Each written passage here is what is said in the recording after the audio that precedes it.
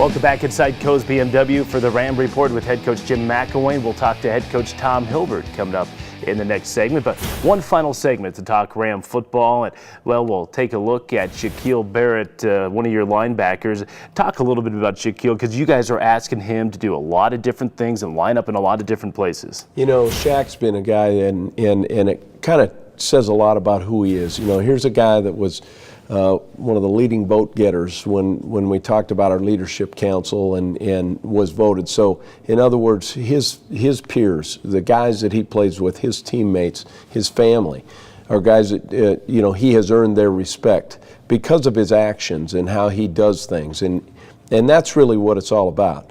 You know, we talk a lot about your actions speak so loudly I can't hear what you say. And he's one of those guys that truly plays the game the way it's supposed to be and takes care of business off the field. All right, a closer look at Shaquil Barrett, the junior linebacker all the way from Baltimore, Maryland.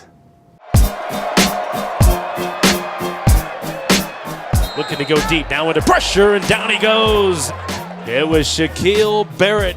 Around this time last year, junior linebacker Shaquil Barrett was just another promising underclassman waiting for his chance to shine. I was preparing myself in case anything happened, because I know Coach said I would get some reps in the game, but I never knew it would turn into like a full-time job. In week 2 of the 2011 season, Michael Sisson, who was then an NFL prospect, was sidelined with a broken ankle. It was Barrett's time to step up. Side, they give it to Smith, trying to get to the outside. He doesn't do it, but he fumbles ahead, and he fumbled the football. Colorado State has recovered, and into the end zone goes Shaquil Barrett. Mike Sisson, he was a great player, and I was just trying to fill in for him. I mean, hopefully I did what he would have did out there.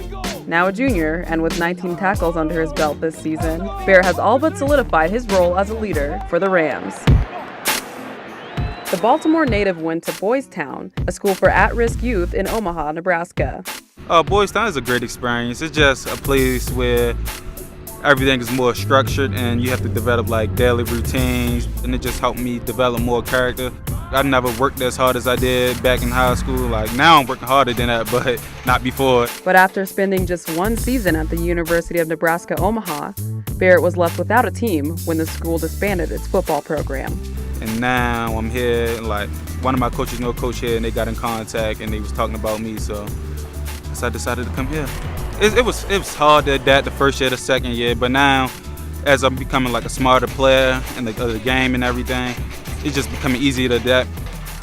Now that he's landed safely in Fort Collins, Barrett has big plans and big goals for his team. I know I haven't been to a bowl game since I've been in college, and I know a lot of plus seniors, they try and go out with a bang, and we're going to try to make it happen for them. We're going to try to make it happen for the coach, and most of all, we're going to try to make it happen for ourselves.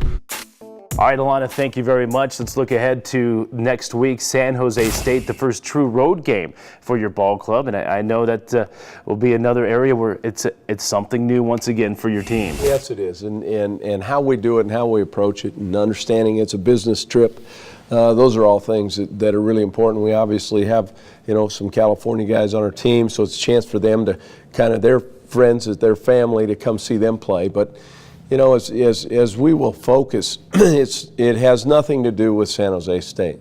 Now, we need to study who they are, what they're all about, the things that they do, take away the things that they do well on offense, and try to find some things on defense that we can take advantage of. But really, this week is going to be about us. This week is going to be about what we do every day. This week's going to be about how we practice, our approach, and it's going to say a lot about who we are. And, you know, I know this, as a coach, I really look forward to getting back out on the practice field. And as a teacher, it's about learning from life's lessons, and we just had a hard one. But let's move on. You always have those mantras, those key areas of concern. What's going to be that this week, or have you come up with it? You know, the mantra this week, you know, when you're building a foundation, you know, you worry sometimes about, you know, how fragile maybe the contents are going to be, and you know, this is a point where we really need to band together and have one common goal, one common purpose, and So as we look at this week, it'll be, tear off the rearview mirror and let's move forward. Okay, Coach, best of luck coming up next week. Thank you. Okay, that's head coach Jim McElwain, and we'll take a timeout. Switching gears, talk some Ram volleyball. Boy, a couple big wins over the weekend. Tom Hilbert joins us next here on the Ram Report.